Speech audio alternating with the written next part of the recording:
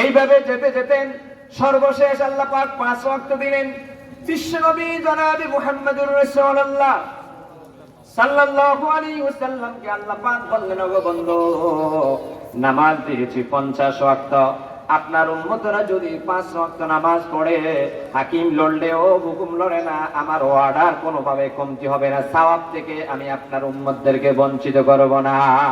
তার মানে হলো আপনার উম্মতরা যদি 5 ওয়াক্ত নামাজ যথাযথভাবে আদায় করেন, আমি আল্লাহ আপনার উম্মতের আমল নামায় 50 ওয়াক্ত নামাজ আদায় করলে যে সওয়াব তারা পাইতো, আমি আল্লাহ পাক তাদেরকে সমপরিমাণ সওয়াব তাদের আমল নামায় লিপিবদ্ধ করে দিব। সুবহানাল্লাহ।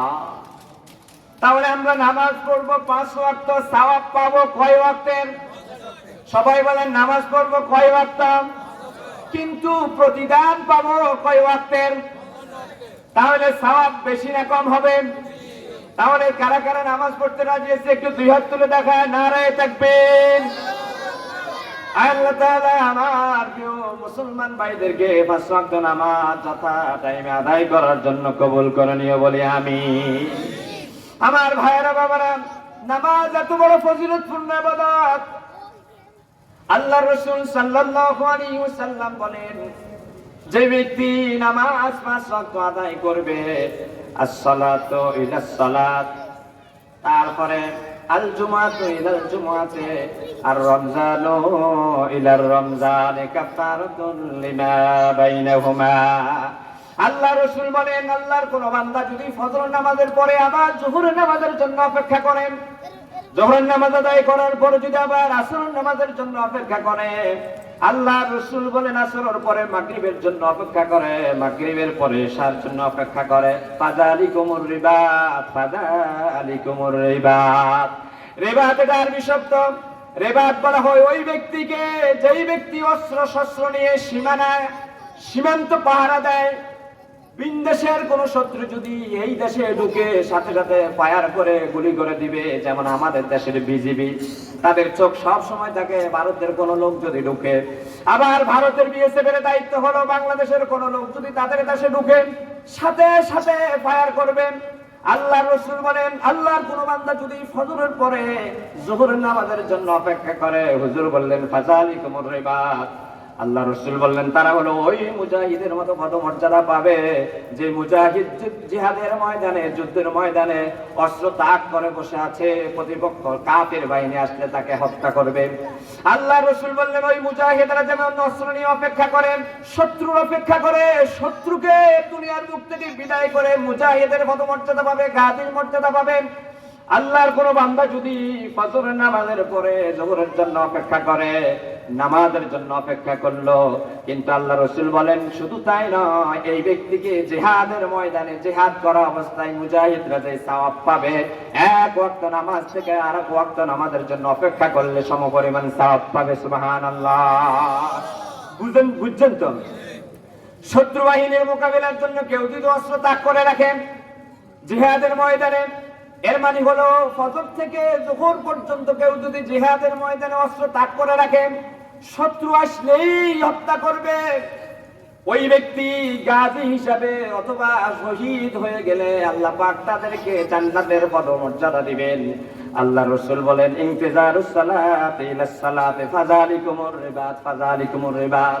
আল্লাহর কোন বান্দা যদি 1 ওয়াক্ত নামাজ আদায় করার পরে আর 1 ওয়াক্ত নামাজের অপেক্ষা করে, ওই মুজাহিদরা জিহাদের ময়দানে গিয়ে যে সওয়াব পাইলো, আল্লাহর রাসূল বলেন তাদের আমলনামায় সমপরিমাণ সওয়াব লিপিবদ্ধ করে দেওয়া হবে। সুবহানাল্লাহ।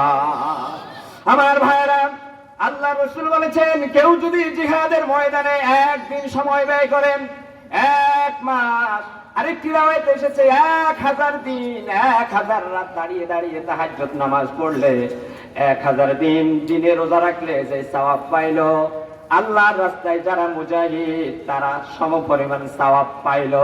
তার মানে এবার যোগ করেন, আল্লাহর কোন বান্দা যদি নামাজের অপেক্ষা করার জন্য মুজাহিদের পদমর্যাদা পায়, তার অর্থ দাঁড়াইলো কেউ যদি ফজর থেকে জোহর পর্যন্ত নামাজের অপেক্ষা করে, 1 মাস জিহাদের ময়দানে 1 মাস রোজা রাখার কারণে, 1 মাস তাহাজ্জুদ নামাজ পড়ার কারণে যে সওয়াব পাইলো, ফজর থেকে জোহর পর্যন্ত নামাজের জন্য অপেক্ষা করলে সমান সওয়াব পাইবে। সুবহানাল্লাহ। বুঝছেন তো কথা? আল্লাহ রাসূল বলেছেন 2টি চক্ষু জাহান্নামের আগুন স্পর্শ করবে না। একটি চক্ষু হলো ওরা যারা সীমান্ত পাহারা দেয়, যারা মুজাহিদ।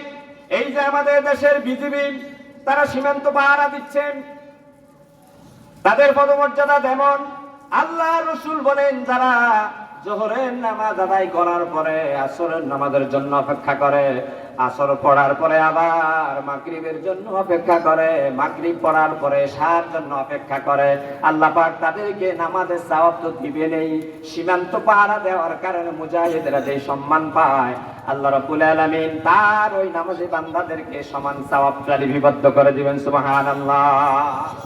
আমার ভাইয়েরা, বিশ্বনবী বলেছেন সাবাতি ইউযিল্লুহুমুল্লাহ ইয়াওমা লা যিল্লা ইল্লা যিল্লুহু, ইমামুন আদিলুন ওয়া শাবুন নাশা'a ফি ইবাদাতিল্লাহ ওয়া রাজুলুন কলবুহু মুআল্লাকুম বিল মাসাজিদ।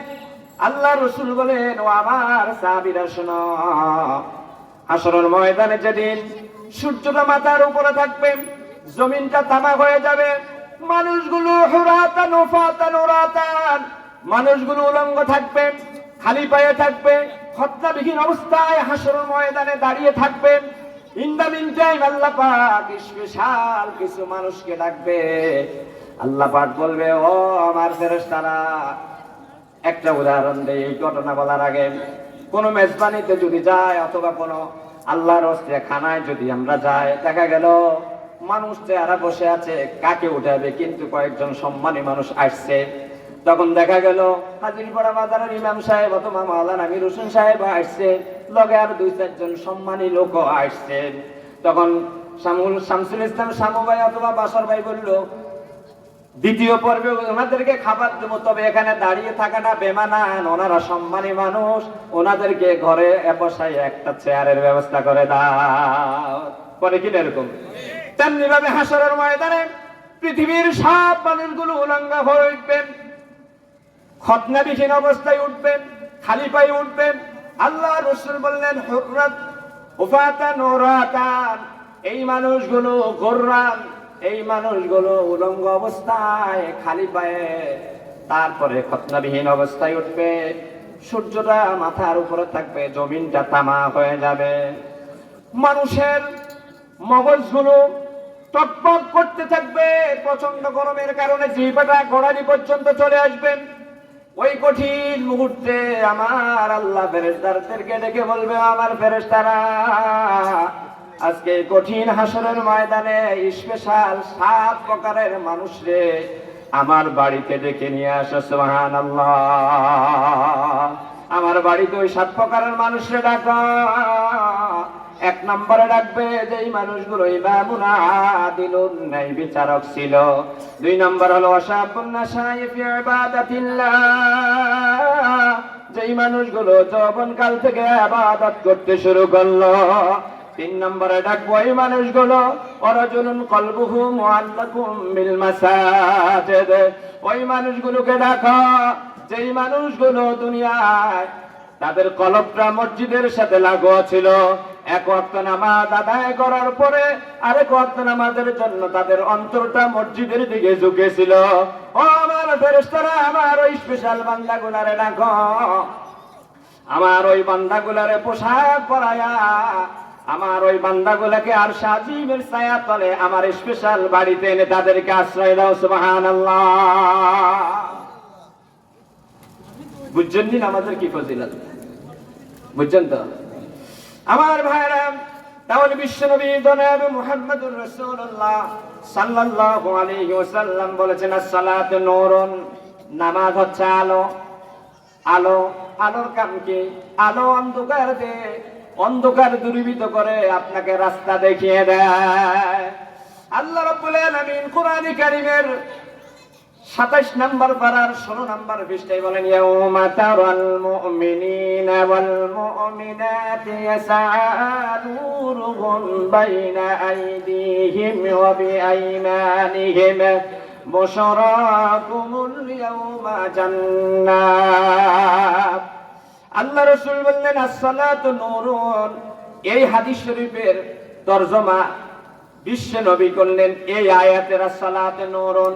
আবার আল্লাহ বলেন হাসরের ময়দানে আল্লাহ পাক যখন আমলনামাটা ডান হাতে দিয়া একদলকে বলবে যাও হাসরের ময়দানে আজকে ফুলসিরাত পার হও।